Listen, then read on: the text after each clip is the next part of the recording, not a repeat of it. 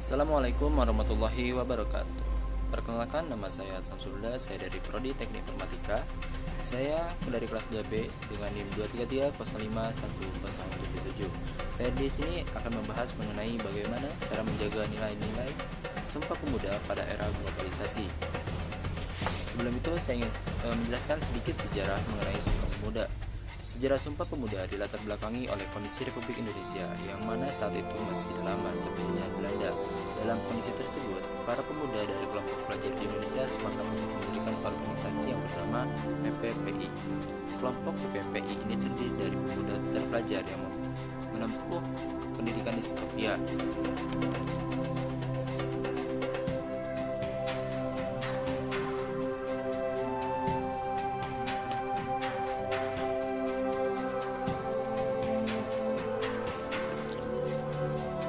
Mereka semua sepakat mempunyai visi dan misi sama. Mereka semua mempunyai visi dan misi. Mereka semua mempunyai visi dan misi yang sama, bahwa kawanan penjajah yang mengekang Indonesia bisa disingkirkan dengan kekuatan serta persatuan semangat bangsa. Pada tanggal 30 April hingga 2 Mei tahun 1926, Kongres Pemuda mulai gelar, yaitu pertemuan kelompok para pemuda Indonesia dalam skala nasional. Pertemuan tersebut disebut dengan sebagai Kongres Pemuda 1 dan berlangsung di kawasan lapangan Banteng, Jakarta. Maksud dan tujuan pertemuan itu untuk membahas strategi serta menyampaikan gagasan terkait cara membebaskan diri dari penjajah. Tidak hanya itu, para pemuda ini turut mempertimbangkan banyak hal, mulai dari peran perempuan dalam merebut kemerdekaan agama hingga bahasa persatuan bangsa Indonesia. Lalu pada kongres kedua berlanjut pada tanggal 27 Oktober sampai 28 Oktober tahun 1928. Pertemuan kali ini diselenggarakan di 3 tempat dengan konsentrasi pembahasan berbeda. Pada tanggal 27 Oktober 1928, Kongres Pemuda kedua dilaksanakan di Gedung Katolik Centeng, lapangan Banteng, Jakarta Pusat. Kongres ini mengurai pembahasan dalam soal sejarah, bahasa, adat, pendidikan, dan persatuan Republik Indonesia. 28 Oktober 1928, Kongres Pemuda kembali berlanjut di Gedung Bioskop dengan pembahasan tentang pendidikan masih di tanah sama, tetapi berbeda tempat, yaitu di Gedung Indonesia Teknologi Semangat. Pembahasan di tempat ini sudah lebih merujuk ke soal nasionalisme, demokrasi, visi dan besar visi. Visi tersebut yang berisi dengan pembahasan di Kongres kedua ditetapkan para pemuda ini sama-sama memperdengarkan lagu Indonesia Raya karya Soekarno. Lagu tersebut menjadi sesi penutup dari kongres, sekaligus untuk mendeklarasikan rumusan hasil kongres yang disebut Sumpah Setia atau Sumpah Pemuda, yang berisi yang pertama, kami putra dan putri Indonesia mengaku bertumpah darah yang satu, Indonesia. Yang kedua, kami putra dan putri Indonesia mengaku bertumpah darah yang satu, Indonesia. Dan yang ketiga, kami putra dan putri Indonesia menjunjung bahasa persatuan bangsa Indonesia. Lalu tokoh Sumpah Pemuda itu ada beberapa yang saya ambil. Yang pertama, Sugondo Joyo Sucipto, yang kedua Muhammad Yamin, yang ketiga Wage Rudolf Supratman, dan lain-lain, masih banyak. Lalu bagaimana kita menjaga nilai-nilai Sumpah Pemuda pada era globalisasi? Tentu saja ini membuat tantangan bagi kita semua, yaitu memerlukan adaptasi dan komitmen dari berbagai elemen masyarakat. Sumpah Pemuda yang dikerarkan pada tanggal 28 Oktober 1928 menyatukan tekad pemuda Indonesia untuk satu tanah air, satu bahasa, dan satu bangsa, yaitu Indonesia. Di era globalisasi di mana informasi budaya asing mudah diakses, menjaga nilai-nilai ini memerlukan pendekatan yang cerdas dan inklusif. Banyak cara untuk menjaga nilai-nilai Sumpah Pemuda di era globalisasi. Yang pertama, melalui pendidikan dan kesadaran budaya, seperti inklusi nilai sejarah dalam kurikulum, mengintegrasikan sejarah dan nilai-nilai Sumpah Pemuda dalam kurikulum pendidikan untuk menanamkan rasa bangsa dan cinta tanah air sejak dini. Program budaya di sekolah menyelenggarakan kegiatan ekstrakurikuler yang berfokus pada kebudayaan Indonesia seperti tradisional, musik, dan seni rupa. Yang kedua, penggunaan teknologi dan media sosial. Seperti seperti kampanye media sosial menggunakan platform media sosial yang menyebarkan informasi tentang sejarah dan makna Sumpah Pemuda, serta menggalang dukungan untuk menjaga nilai-nilai tersebut. Aplikasi dan game edukatif, mengembangkan aplikasi dan game edukatif mengenai sejarah Indonesia dan Sumpah Pemuda untuk menarik minat generasi muda. Lalu yang ketiga, menguatkan identitas nasional seperti bahasa Indonesia sebagai identitas, mendorong penggunaan bahasa Indonesia yang baik dan benar di semua sektor, termasuk dalam teknologi, pendidikan, dan media massa.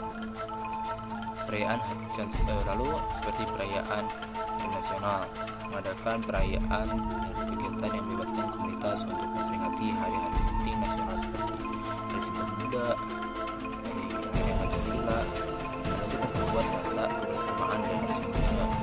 Lalu yang keempat, kolaborasi dan persatuan, seperti program pertukaran budaya, mendorong program pertukaran budaya antar daerah Indonesia untuk meningkatkan pemahaman dan penghargaan keragaman budaya dan negeri.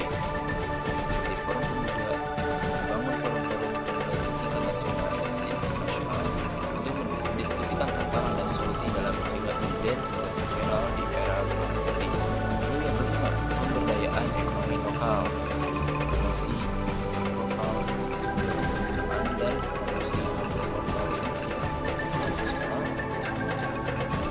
dan mengurai ketergantungan pada importasi.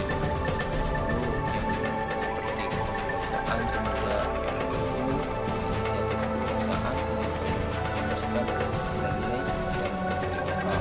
Lalu yang benar itu dialog antar generasi, pembelajaran antar generasi, dan workshop melibatkan generasi tua dan muda untuk berbagi pengalaman, pengetahuan tentang sejarah dan nilai masyarakat. Karena banyak sekali yang memiliki ilmu yang lulus Pancasila harus dikembangkan dalam segi target muda yang harus memasarkan nilai tersebut lewat kafe, seperti perkumpulan anak-anak pemuda. Nah, yang ketiga itu seperti mentoring dan bimbingan, yaitu membangun program mentoring di mana pemuda dapat belajar dari para tokoh dan pemimpin yang memiliki pemahaman mendalam tentang nilai-nilai kebangsaan. Lalu yang ketujuh, partisipasi aktif dalam komunitas, kegiatan sosial seperti mendorong pemuda untuk terlibat dalam kegiatan sosial yang mempromosikan solidaritas dan kepedulian terhadap sesama warga negara. Komunitas pemuda membentuk komunitas pemuda yang aktif dalam berbagai kegiatan positif yang mendukung persatuan dan kesatuan bangsa dengan menggabungkan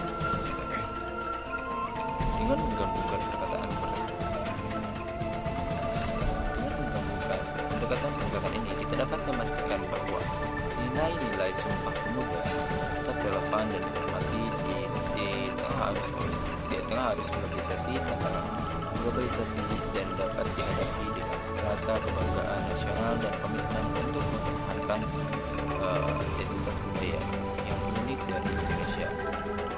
Baik, mungkin itu saja bagaimana cara menjaga nilai Sumpah Pemuda pada era globalisasi. Sama-sama, mohon maaf apabila ada kesalahan dalam menyampaikan materi informatif. Assalamualaikum warahmatullahi wabarakatuh.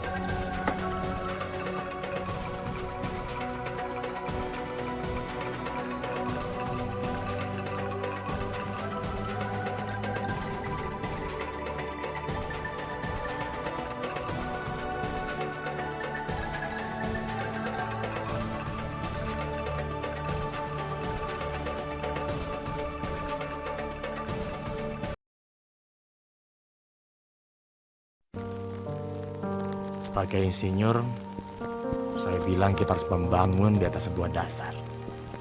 Dasar yang sudah ada, bukan dasar yang belum ada. Yang menjadi falsafah kita.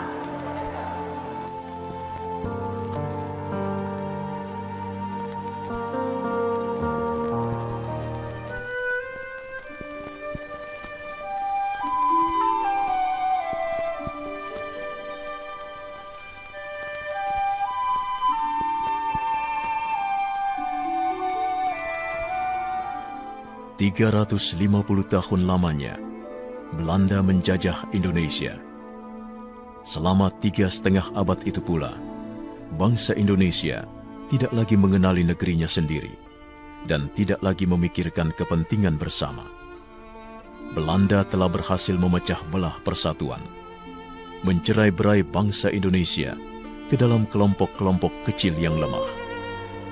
Tidak diperbolehkan kita berkumpul dan bersatu. Tak ada kesempatan untuk berunding memahami keadaan bangsa.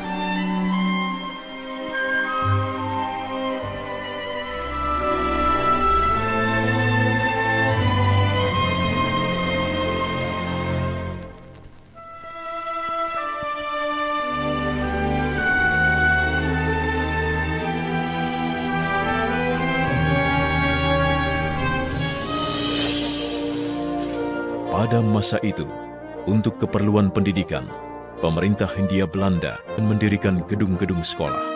Salah satunya Gedung Stovia yang ada di Batavia, sebutan Jakarta masa itu.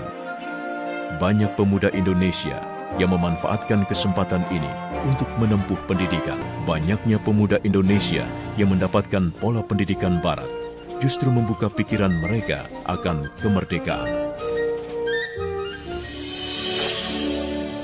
Buah dari pemikiran itu, Sutomo mendirikan sebuah organisasi pemuda bernama Budi Utomo pada 20 Mei 1908 yang kemudian diperingati sebagai Hari Kebangkitan Nasional.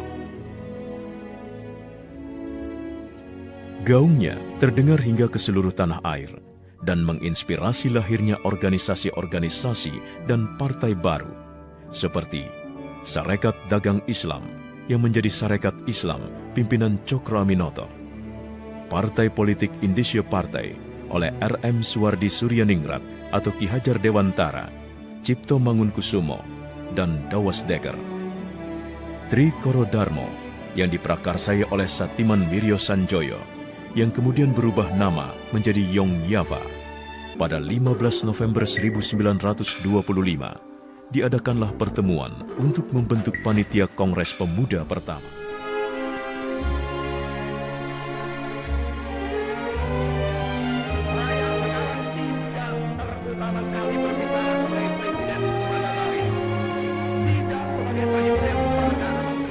Kongres Pemuda kedua yang diketuai oleh Sugondo Joyo Puspito ini diselenggarakan pada 27 dan 28 Oktober 1928 di sebuah rumah di Jalan Keramat 106 Jakarta yang dulunya berfungsi sebagai tempat pondokan dan tempat berkumpulnya Yong Yava.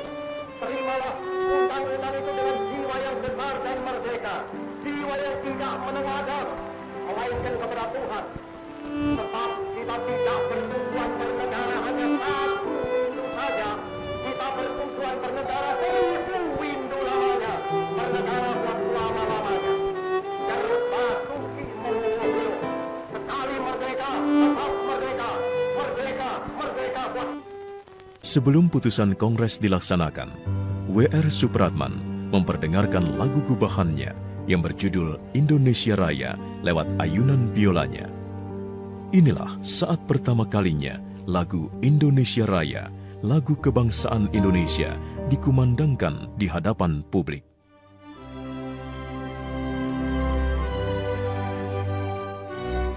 Seluruh peserta Kongres yang hadir tampak terpukau dan tersihir dengan alunan biola W.R. Supratman.